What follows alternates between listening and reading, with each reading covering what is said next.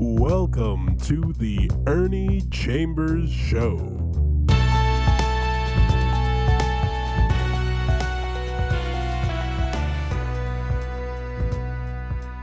Well, I'm here again, and as I always commence, brothers and sisters, friends, enemies, and neutrals.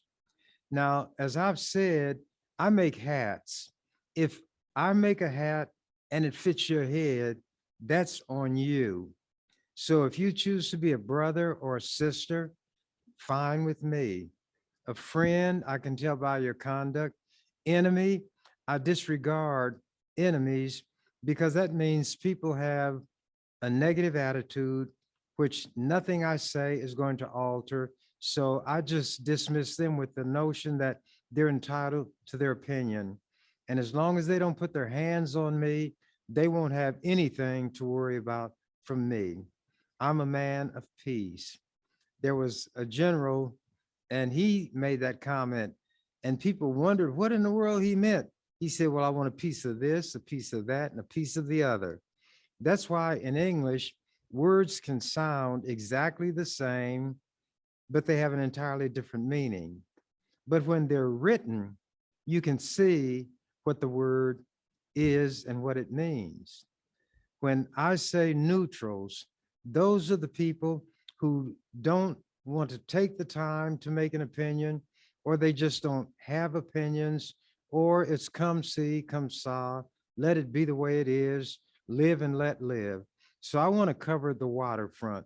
Underneath it all, we're human beings. We communicate by means of the spoken word in a situation such as that I find myself in here. I speak English, so I use English. But often I do wonder, now that I will be 85 years old in July, what would I be had my ancestors not been dragged over here in chains from Africa? What language would I speak? Africa is not a city. Africa is not a country. Africa is a continent. I have no way of knowing what my origins are. But unlike some people, I'm not going to contact that, I guess you call it a company that will help you find your roots. What difference does it make to me? And this is a rhetorical question. It's not asking for an answer.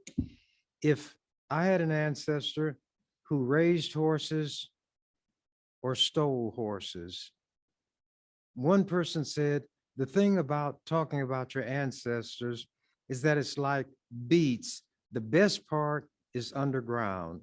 So every pot has to stand on its own bottom. Now, if it could be accepted by everybody that anything born of a man and a woman is a human being, if the world started with two people, and that's hard for me to believe, but if it did, then everybody literally would be related. Everybody would share aspects of the same DNA. If you consider the number of people currently on the earth, and there are mathematicians out there, statisticians, others, how long would it take to have a population the size of the earth if it started with just two people?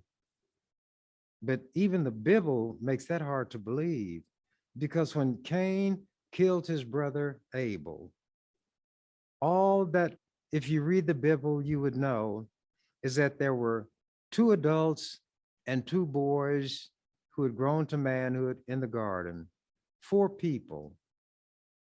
But that cannot be the whole story, because when Cain killed Abel, God banished him from the garden. Cain said, this is too cruel, and I'm paraphrasing, this is too cruel a fate. Every man's hand will be lifted against me. So God put a mark on him so that no man would raise his hand against Cain. If God was the one who said and meant He who sheds a man's blood, by man shall his blood be shed. Why would God put a mark on the first murderer so that no man would raise his hand against Cain? Those are some of the mysteries of the Bible, and they don't seem to bother those what are called Bible believing Christians. How could there be other men in the world on the earth who would menace Cain if the only two people who were here that produced children were Adam and Eve? Yet there were others here because Cain went to a place, I don't remember if it was the land of Nod, and he took a wife. Well, maybe he married an orangutan. Maybe he married a chimpanzee. Maybe he married a snail. Snails could have been bigger in those days. You don't know what was going on then, but it's why many things that human beings produce, especially in the way of writing, must be taken with a grain of salt when they inject mysticism, ghosts, goblins, supernatural forces that supposedly can be persuaded to interfere and become involved in the activities of human beings. There is a verse and it says, the fervent prayer of a righteous man availeth much. There must not be very many righteous men. And what about the righteous women?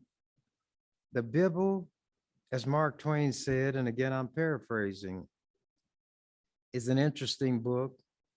It has murder, war, mayhem, and 2,000 or 3,000 lies, actually more than that. But I say to each his own, to each her own. If somebody disagrees strongly with you, nothing you say will make any difference. Why become angry because of a difference of opinion? And that brings me to the subject that I have difficulty staying away from, and that's Cyrus the virus, known otherwise as COVID-19. Now, there are other coronaviruses, of which COVID is one, and that is kind of a way of identifying this particular strain. The COVID stands for corona, CO, virus, VI, disease. Coronavirus disease is shortened to COVID. And by putting the number 19, then that lets you know the year that it was discovered.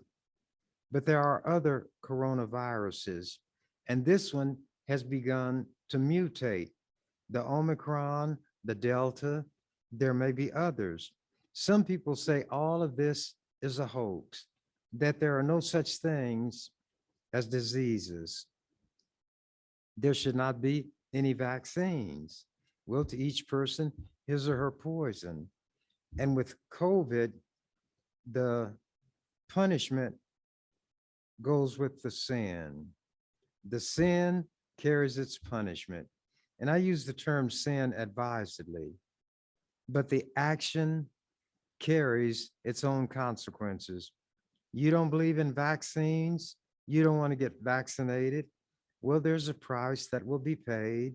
And when it's paid, when it comes due, you will have to pay the piper. What I did before coming down today is to call Johnny Rogers.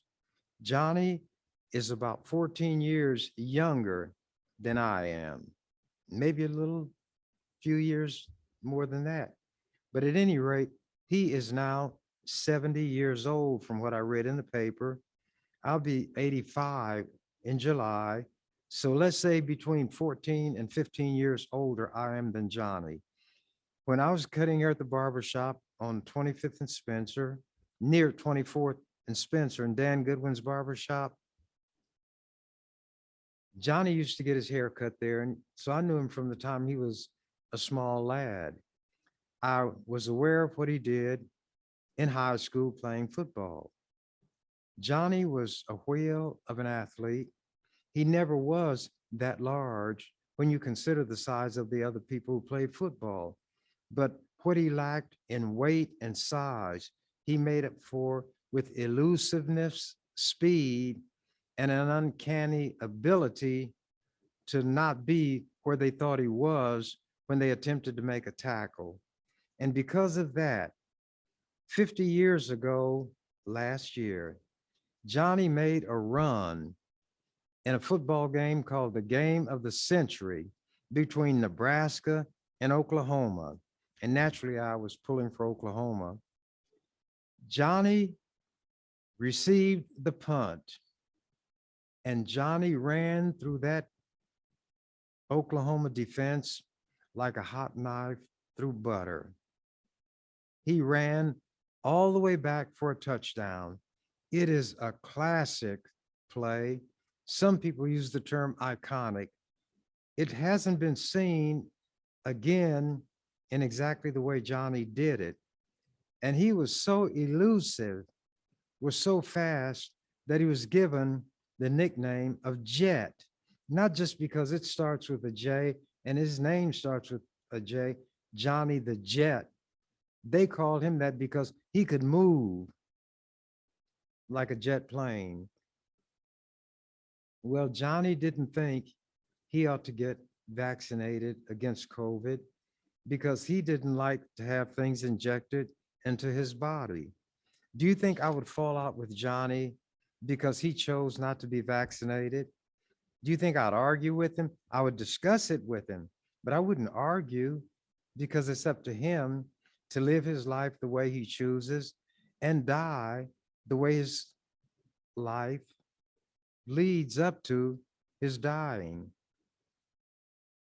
I found the articles that I'd been looking for that describes Johnny's run-in with COVID, and I'm going to read them, then have a comment or two, because I talked to Johnny by phone just before coming in today. Headline from a December 6th World Herald article, Husker legend is in hospital with COVID. Subhead, Rogers was admitted to intensive care unit, but is, quote, feeling much better, unquote, business partner says. Husker football legend Johnny Rogers has been hospitalized in intensive care with COVID-19. Denny Drake, who has been Rogers' business partner for 25 years, said Rogers was hospitalized Thanksgiving morning at the Nebraska Medical Center. Rogers also developed pneumonia, Drake said. A few days after being hospitalized, he seemed to be doing better, Drake said. That first weekend, Rogers posted this on Facebook, quote, I am thankful for my children and family and thankful for the many friends that I have. Thank you for the years and years of support and showing me you care. In our lives, we will face many kinds of adversaries.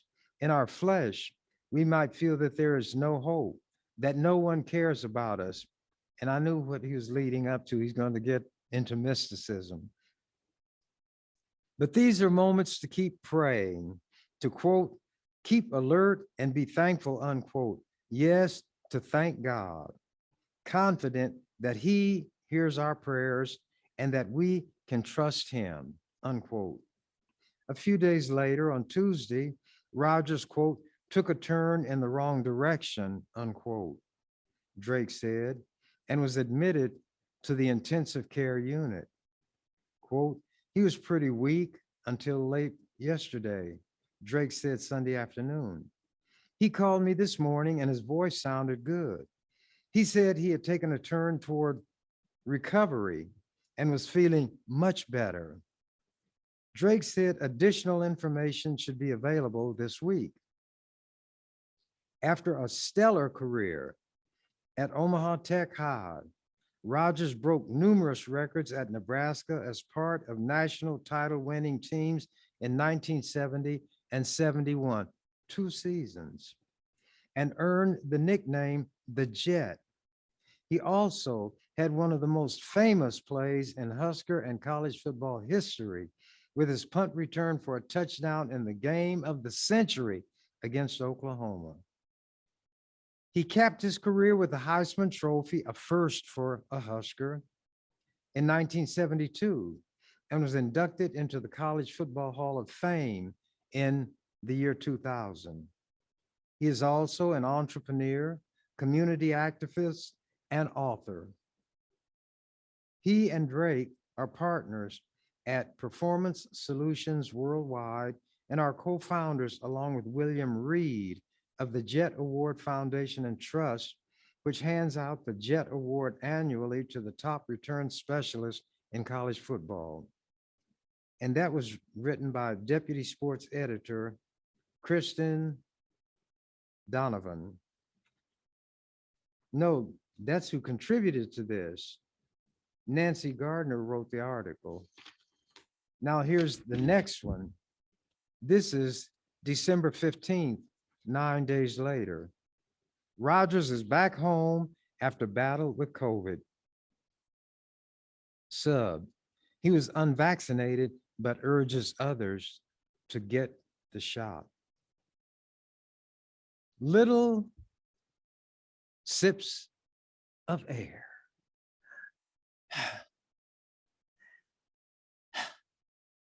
That's all Johnny Rogers could muster.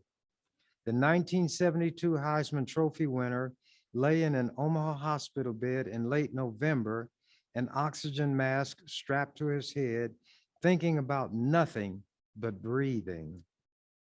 Quote, as long as I could take a sip, I could get better, unquote, the 70-year-old Husker football legend said Tuesday. I couldn't quit. Rogers returned to his Omaha home this past weekend following a harrowing month-long COVID scare that consumed several members of his family. The Jet himself lost 35 or 40 pounds. His muscle and strength are gone. He still needs oxygen, quote, all day, all night, unquote. He suspects he'll need a year to recover. Rogers regrets that he hadn't been vaccinated against COVID. You all have heard that expression. Experience is the best teacher, and some will have no other. Johnny was one of those who would have no other. But the difference between Johnny and some hard-headed, thick-skulled people, Johnny learned from that experience. He has numerous friends, numerous admirers, family members, and he doesn't want them to make the same mistake he made. He's not speaking theoretically as I do, because I don't remember when I had any kind of sickness. I don't get sick. Even viruses and bacteria don't care much for me. They leave me alone. I'm an outcast among the disease causers. However, I don't take chances. I get a flu shot every year. As I said last week, I'd gotten a pneumonia shot several years ago, and I don't have to get another one. I never had a touch of pneumonia, nothing. I don't get a cough. I don't get headaches. I guess I ought not regret that too much. But at any rate, Johnny learned, and he doesn't want those he care about to go through what he went through. And I'm afraid that there are going to be people who know Johnny, and he's going to have to adopt what Jesus said about some people. They won't believe the one returned from the dead, and COVID will take them home, but they won't come back. But let me continue this article and finish it. I repeat, Rogers regrets that he hadn't been vaccinated against COVID. Quote, I have to recommend that people do get vaccinated. If they don't, they're not going to be as strong as me. They won't make it. They won't make it. You can shake it, you can bake it, but in the end, you won't make it.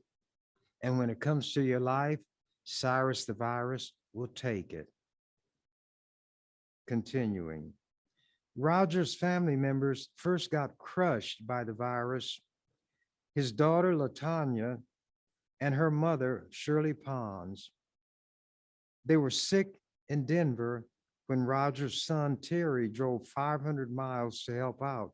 Then Terry got sick also. The University of Colorado Hospital would only admit his daughter. Quote, they had no beds, Johnny said.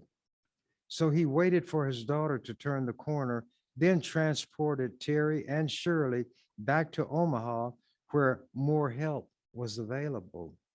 Rogers knew he'd likely contract COVID from the 10-hour drive, but he did not think he had any choice. A week later, as his family members improved, Rogers came down with a virus.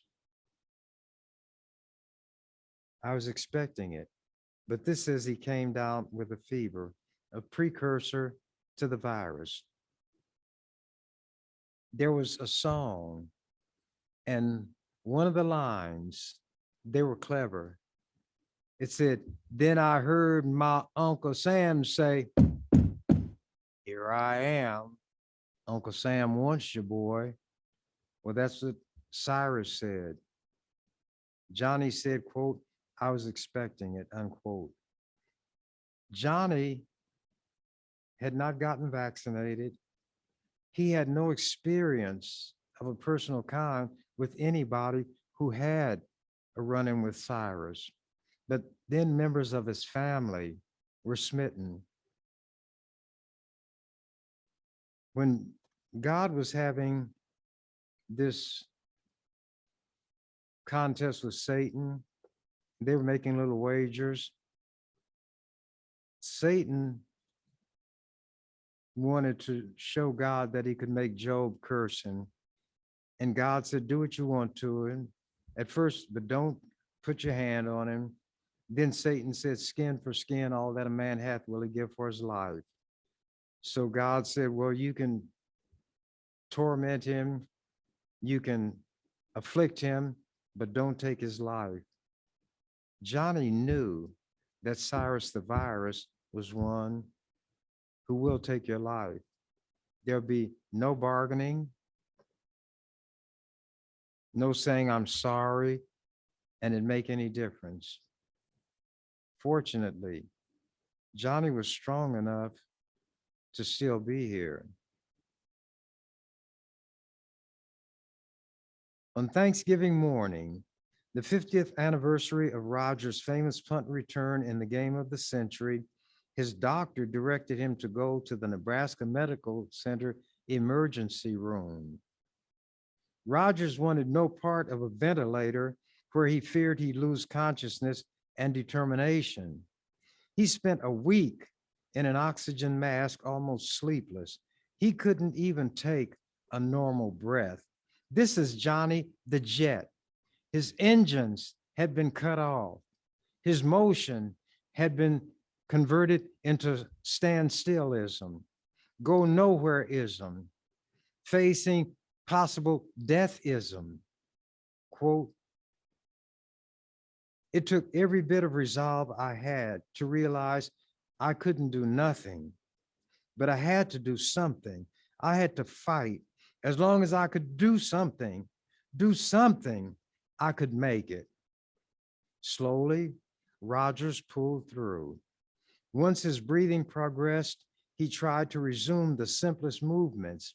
At first, he could not stand up, couldn't even hold up his arm or lift his leg. Then he could do it once, then twice. 2 weeks after his hospital admission, Rogers returned home with no medication aside from oxygen. Had Johnny not been as strong as he was, it would have been a different outcome. Rogers resisted the vaccines because they were, quote, experimental, unquote. He said, not according to science. Nobody can guarantee what impact a medicine is going to have, even if you're not allergic to it. In that sense, you could say everything is experimental, even food, because you could eat food and have the kind of reaction that could take you out of here. But if by experimental, you mean there's no background in science, not enough information or knowledge to make statements about what it is likely to do, even though there's no guarantee, it's not experimental in the ordinary sense of that word. It is science speaking loud and clear. And although some people who've been vaccinated have contracted the virus and died, but these generally are older people. Those who are not older and who have no underlying condition will get a milder version. And instead of dying, they'll produce more antibodies to ward off what they did catch. Am I a doctor? No. Am I a scientist? No. Do I profess to be either one? No. But I can read and I understand what I read. And I can listen to people who have done the writing of the things that I read. And I have confidence in what they've written.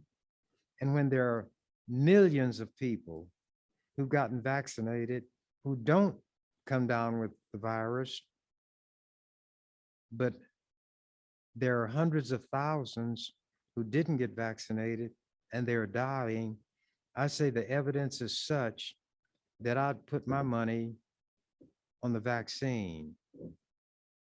It's like that song, it was a comedy song, bet on Stu Ball, he's gonna win, win, win. Bet on Stu Ball, because he's gonna win. But Stu Ball, in the process of running, could have broken a leg.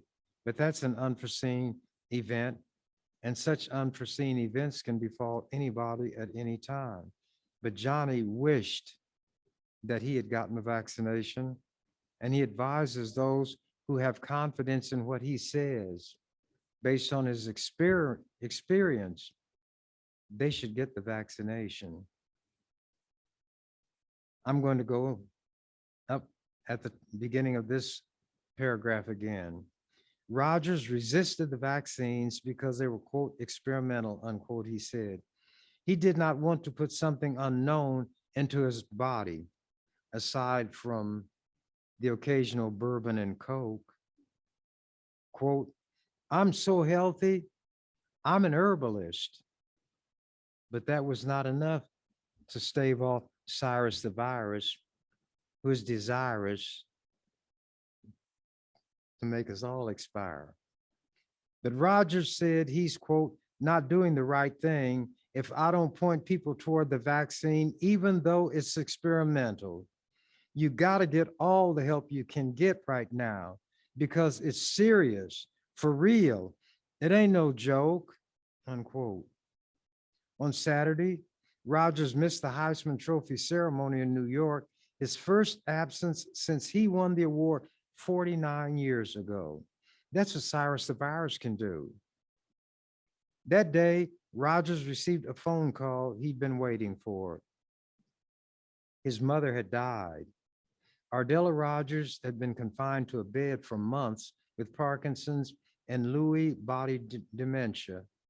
Johnny summoned the energy to spend a day with her last week. Upon her passing, he actually felt relieved. Quote, she was suffering more than me, unquote. Ardella and Johnny basically grew up together, Rogers said, just 14 years apart. Both accomplished a lot, escaping poverty and earning college degrees. Quote, we came a long way, but we had to come from something. She started us off. Life transpires too quickly, Rogers said, but the past month feels like much, much longer. His focus now is starting over. Johnny the Jet like that first plane at Kitty Hawk, where several people gathered to talk. Kitty Hawk, South Carolina, where the Wright brothers, Orville and Wilbur, made the first flight. Oh, here's a little rhyme. The first plane to make a flight was made by Orville and Wilbur Wright.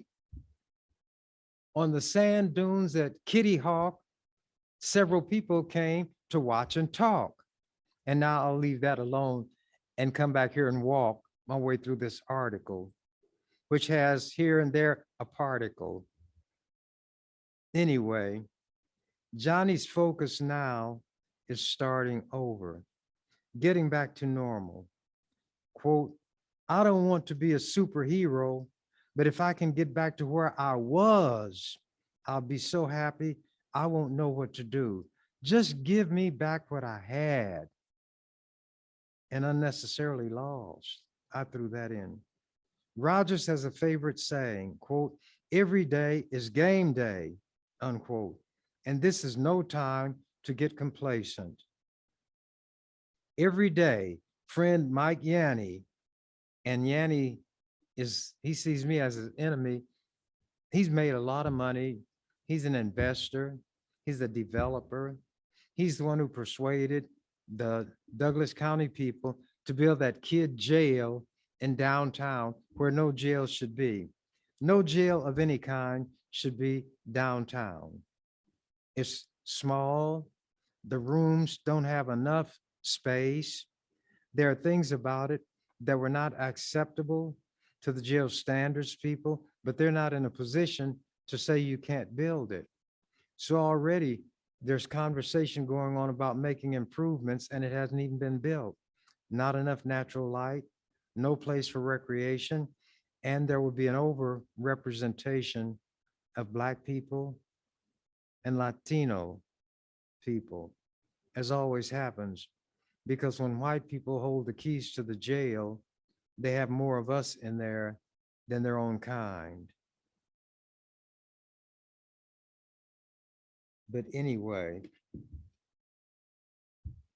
everyday friend Mike Yanni calls and checks on him.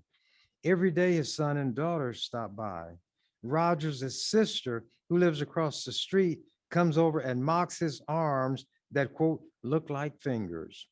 Hey, little man, she says, driving him crazy. Now I'm going to use the language Johnny used in this article. I don't use that language. I don't need it. It's beneath me. But I'm reading his words and I'm not going to prettify his words. I'm not going to translate and interpret his words. I will read his words and then I might comment. But I'm not going to read something that he didn't say because I don't use that kind of language. Continuing, but little moments of joy and laughter are emerging. A few days ago, a friend stopped by with fresh cookies. Them cookies were so goddamn good, I tell you. Guess which word I don't use? It's not cookies. It's that other one. Johnny's appetite is back. So is his sense of humor. Can you believe he spent the 50th anniversary in the ICU? Give me, game of the century, man. It was a hell of a fight again. Now here comes the word that I don't use like he used it. I had to kick COVID's ass.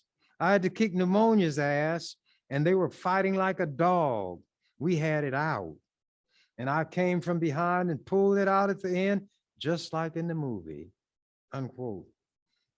Optimism propelled the jet as a kid from the river bottoms of North Omaha to the grandest stage in college football. And optimism kept him breathing all alone in the hospital. I was winning a sip at a time. That's what I told myself, and that's what happened. But the main thing Johnny wants people to know is that they should get vaccinated. And because I've discussed him from time to time, I wanted to come back with a report from him. I talked to him just before I came down here, and guess what Johnny had done? He had played a game of racquetball, excuse me. I was thinking of Rocket Man because of what he's doing. He's up and about, but he's not going to overdo it. He said he lost the muscles in his arms, all of them in his back, his rear end, his legs, all of it gone. But he's going to work his way back. And I told him that because of the conditioning that he had done in his early life, the shape he was in, he will make it back. And because his sense of humor is back, my nonsense came back. I said, Johnny, here's what I'm thinking about. Now, you've been described as an entrepreneur, entrepreneur, entrepreneur, something like that. That's a foreign word to me. And it is a foreign word. I don't speak anything but English. And some people would say that poorly, which is all right. If I'm understood, that's what counts. The purpose of all communication is to be understood, whether you use drums, smoke signals, writing, speech, music. If you can transmit what's in your mind to the person you're giving it to, that comprises communication. And that's what all these signals that we send out from us to somebody else is about. Communicating to them what is in us that we want them to understand. I told him that I want him to hire me as his agent, and I am going to get him a contract in the NFL to play football. The first player at Nebraska to get a Heisman Trophy. The first one to get COVID and recover at 70 years old. And I want to get him a contract in the NFL. And I want to get him a contract to play, not running back, because he is a little small for that. We won't call it split end, but we'll call it Johnny the Jet hanger and launching pad. That's what will be. And Johnny laughed. But wouldn't it be something? What I did when Gale Sayers was at his peak with the Chicago Bears, I wrote a letter to George Halas, the coach, and told him that he was known for doing things that were outside the box, that Gale has a brother who is faster than Gale. He may not have the moves, but he could be considered for returning punts. And Roger used to get his hair cut at the barber shop. And I mentioned that this is what I want to do. And Bill Armstrong was a barber there at the time. Dan Goodwin, the proprietor, was there. And he thought we were kidding. And maybe everybody else did, but I wasn't kidding. And after we talked about it, we decided that that's a good thing to do. When I say we, I mean the barbers. So I wrote the letter. All three of us signed it and sent it. And guess what happened? Roger got a phone call and he was given a tryout. So it was not all in vain. You don't know what you can do until you try and unless you try. You will never see me discouraging people from doing anything that will improve self, strengthen your belief in yourself, get that iron in your spine that will let you stand without falling simply because somebody disagrees with you. Persuade you to trust your judgment and have confidence in yourself. That's what I would be about. And if it goes amiss and you're not interested, that's your prerogative. I still wouldn't feel it was time wasted. We don't know how much attention somebody is paying to what we're saying. They may not even know. But at any rate, the letter was written, Roger got his tryout. As Black people, we cannot be downhearted or disheartened because of the horrible things that were done to our ancestors all those years ago, decades ago, scores of decades ago. Inhuman and certainly inhumane mistreatment, the ravishing or raping of our women, of our little girls, and quiet as it's kept, but not quiet enough for these white people of today. Thomas Jefferson, the one who is given credit for being the main writer of the Declaration of Independence, which says, we, white people, hold these truths to be self-evident, that all men, and in his mind, except black men, are created equal. But he didn't put that in because he was trying to show Britain, England, George III, who was the king, that the colonists in America who had come from England are equal to the Englishman who's never set foot off the island. So he was talking about the equality between American white colonists and Britishers. He couldn't have been talking about black people because he had enslaved black people and was making babies on his female slaves. What do you think he thought about when he's wrapped up in her arms and having sex and will sell the baby who will be born? Oh, you all didn't know that Thomas Jefferson bred slaves for the purpose of selling the children that he produced? And he was a religious, righteous man. Although he was what they call an agnostic, he didn't know whether there was a God or not. And based on his conduct, he certainly didn't believe that there was any moral obligation he had to treat people with respect, dignity. He bred slave children. And slave is a word that has been rejected by a lot of people because it designates property. So they use the term enslaved persons.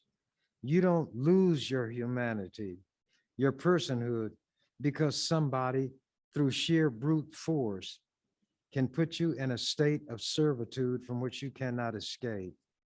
And there were some slave men and numerous women who chose death over being enslaved. But old Tom and the rest of them, George Washington also had hundreds of slaves, knew how they could make you wish for death, but they wouldn't let death come. They would have somebody beat you until you were bloody. You had no strength. Then they would take brine, put a lot of salt in water, not to heal your wounds, but to give you increased agony, excruciating agony. And they would have the other slaves watch all of this. Listen to the shrieks, the screams, the pleading for death. And Thomas Jefferson, George Washington, Patrick Henry, John Hancock, Francis Scott Key, all of the white heroes talking a good game, engaging in these inhumane practices. They're known as the founding fathers. If you added to that, fathers of the greatest cruelty ever visited on one people by another, then they are the founding fathers, because they created a type of slavery that was unknown anywhere in the history of this world before or since.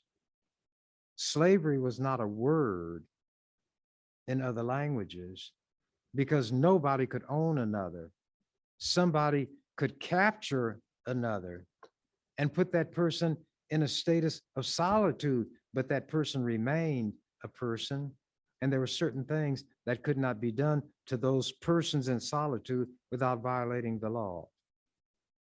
But when it came to us, it was entirely different. And this is why some of these so-called anti-CRT critical race theory people don't want those things taught. They said it will have little white children apologizing for being white. These things are not even taught in grade school. But where were the white Christians of concern when I, as a very small lad, the only one of my complexion in grade school, with a teacher, although not personally known to my parents.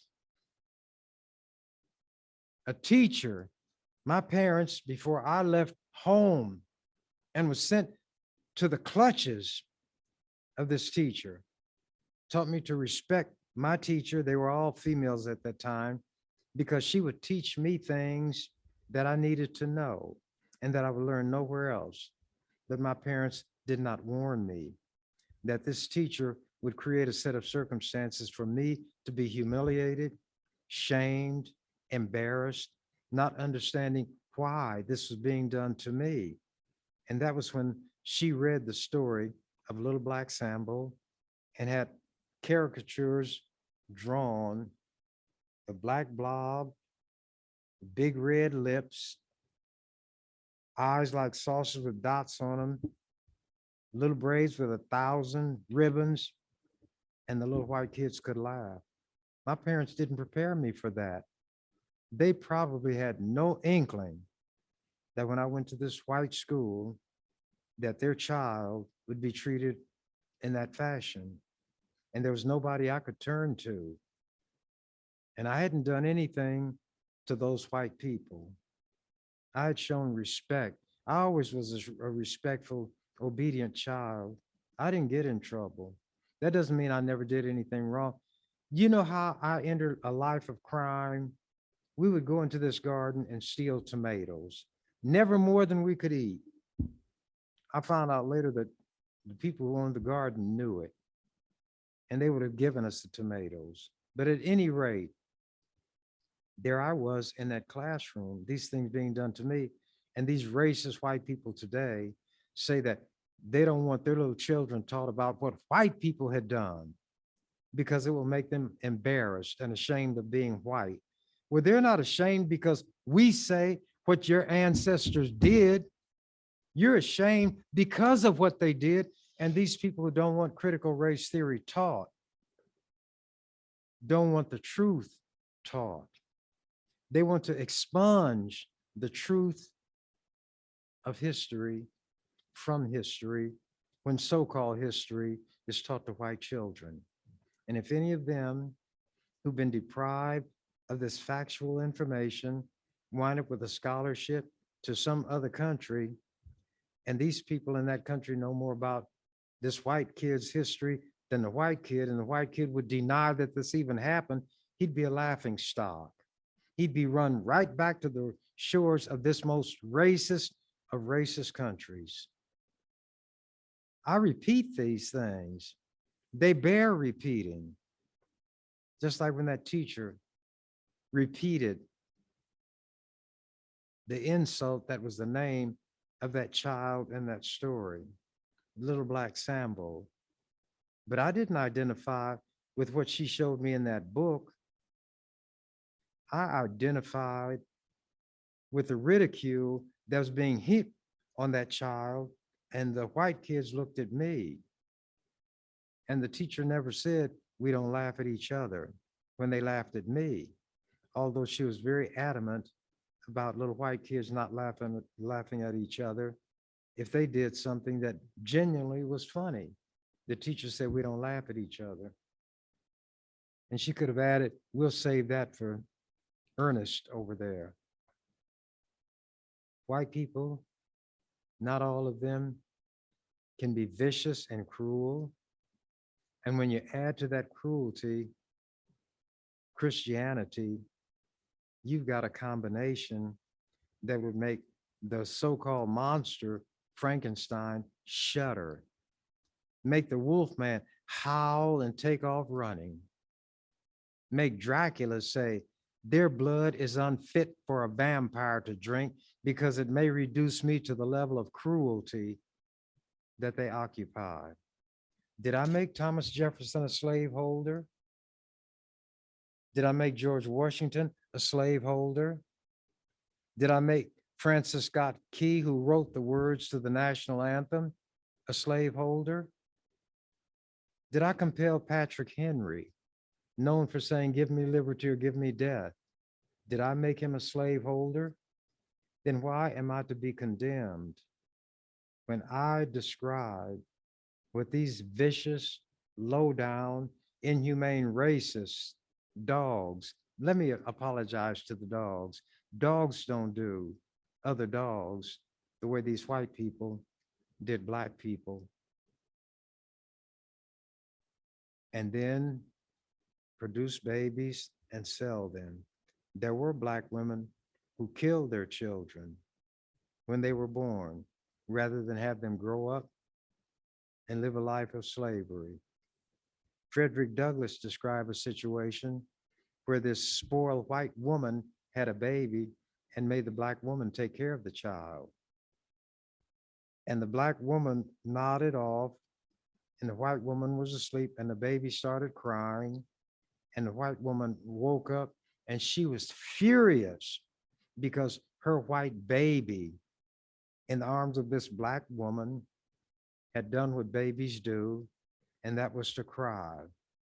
And the black woman had done what weary people do, was to fall asleep.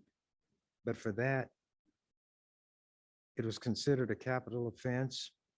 And that woman went and got one of those big pieces of wood that were used for the fireplace and shattered this woman's skull, killed her, and was not charged with a crime. And yet this black woman was taking care of this white wench's offspring. And the little white baby would be reared to be just like its daddy. But see, I wouldn't refer to a child as an it. That baby was not responsible for being in this world. That baby did not choose his or her parents. But those people demonstrate why a man who's one of my favorite poets, he was an Irishman, said, parents are the very ones who should not have children. Unfit. It's hard for me not to discuss these subjects because this attitude that I'm describing informs the policies and practices in this country and its government. While boasting to the rest of the world about being a democracy, their legislatures are in the process of drafting legislation to deprive us of the right to vote, making it so difficult. There are some states where the lines are long, and if it's a hot day and you have a friend in that line and you give that friend a drink of water, then you commit a crime. You cannot give those people any nourishment or water. That's what these racist white people have put into the law, and they're the master race, yet masters of hatred, cruelty, and unspeakable wickedness. Elijah Muhammad had it correct as far as it went when he called them blue-eyed devils, but he owed the devil an apology. He owed the devil an apology. And these people professed to be Christians. For the last few days, I've been immersed, IMMERSED, immersed in studying about these so-called Indian boarding schools. They were supposed to be industrial training schools. And these little children were separated from the tribe of which they were a member, their parents, by compulsion. They were literally kidnapped, taken to these places. Their hair was cut off. And to Native Americans, hair, it's not magical in the sense of abracadabra, but there's a spiritual significance rooted in their traditions and culture associated with their hair. There was a little town in Nebraska where a school secretary cut the hair off these young Native American girls. And the parents objected, but that didn't stop it. Finally, they took the matter to court, where I'm sure they're going to win. But at any rate, that is the arrogance. These children were beaten bloody. I read about a testimony that a woman gave decades ago when Congress had gotten word about the cruelties being inflicted on these Native children. And she said that this little girl had done something. And these kids were farmed out to these white farmers and white people in these little towns where they were sexually abused, assaulted. They were supposed to be paid for the work. They never got paid. If they disobeyed one of these white people, then there was hell to pay when they got back to this cruel place. This one little girl came back and she was bloody. Her face was swollen, discolored, blood in her clothes. And this woman was an employee at the school. She was a matron. She asked, what happened? And the little girl told her that the superintendent had beaten her. This is testimony the woman gave before Congress. And when the congresspersons were stunned by it and asked, well, why didn't you say anything? She had been told that any complaints that were filed would be sent back to the school, so-called, and they had had it made known to them that they would be fired and never able to get a job again. So they watched this cruelty and were made unwilling co-conspirators. That's what happened to the Native children. And the slogan was that there's something wrong with being an Indian. That's the word that they used, although they had never been to India. Kill the Indian in the child and save the man. In other words, exterminate what is Indian in them, teach them to be like white people, live like white people, walk and talk like white people, but still be rejected. So the children were uprooted by force. The parents had no say-so. If parents hid their children, then they would be punished because a very careful census was maintained. When a birth occurred, it was noted. And if there were not the requisite number of children based on the number born during a certain period of time, then there was hell to pay on the part of the parents until they gave up their children. In Canada, it was horrendous and led to investigations, not only in Canada, but on this side of the line in the United States. They found literally hundreds of unmarked graves of children. They used ground penetrating radar that would detect the bone. Radar, these are radio microwaves, and if they strike something that's hard, then it reflects the wave back and a machine picks it up.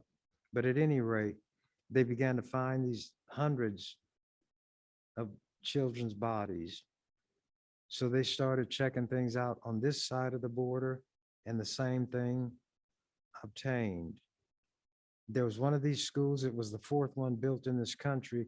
There may have been 25 of the government held factories and churches, mainly the Catholic Church, but the Methodists, the Quakers, others ran these places, and the children were all victimized. And if you think that they would not be sexually abused back then when it was approved, look at what happens today with the sexual abuse of these children by Catholic priests who were covered for, even by the Pope. The last Pope who retired so that the current Pope could take over had been the Archbishop in Germany. His name was Ratzinger, and I called him Ratzinger the Rat. And the other day he made an apology about things he had allowed to happen in Germany in terms of sexual abuse of children by priests. That's what happened with these churches. And right now, while I'm speaking, there are what are called reconciliation groups that the church representatives are going to apologize. Some of the churches are opening their archives and their records, not because they want to do the right thing, but because of the possibility that some of these descendants of those children, many of whom were murdered at these facilities, these descendants may be able to find somebody who was a member of their tribe, who may have been a member of their family, but at any rate, the remains could be recovered and buried either on the reservation or in a family cemetery plot. Now, I'm hated by a lot of white people. When I was in the legislature, not only was I the most known person in Nebraska, but the most hated man in Nebraska. That's why they amended their constitution to give term limits to get rid of one black man. But when I became aware of the fact that the university, the historical society, and museums had on display the remains of Native people, I got a bill and I had to fight to get it to make sure that all of the remains of Native people, whether they were in boxes, stored in closets, in display cases, had to be returned to the families if they could be determined. If that couldn't be determined, then to the tribe from which they originated. And if that couldn't be determined, to a tribe willing to take them and give them a respectful, decent burial. It was the first law of its kind in this country and became a model for federal legislation. Just as my resolution that said that no state funds should be invested in companies that did business in or with South Africa. Any funds that this state had for investment could not be invested in those operations. Well, naturally, the investment officer talked about how much interest they got and they could lose that. And I said, well, if you're talking about a return on your money, should the state go into the dope selling business? Because you can make a huge amount of money there. But Nebraska did not pass my resolution because they wanted to do the right thing. None of the arguments that I gave against the vicious kind of segregation known as apartheid in South Africa made any difference. None of that. So why did they do it? A white racist played into my hands. He gave the university $3,000 in Krugerrands. These are the gold coins that were wanted throughout the world because they had the highest content of gold. And the amount of gold weighed over 100 pounds. They had to send 3 vehicles to cart them all to the university. That racist played into my hands. There are people out there who hate me, but they've come to know that I was the master of the rules, parliamentary procedure, and controlling the legislative process. I could stop it when I wanted to. One black man outnumbered by 48 white people, and I could stop the legislature when I wanted to. One woman put in the paper,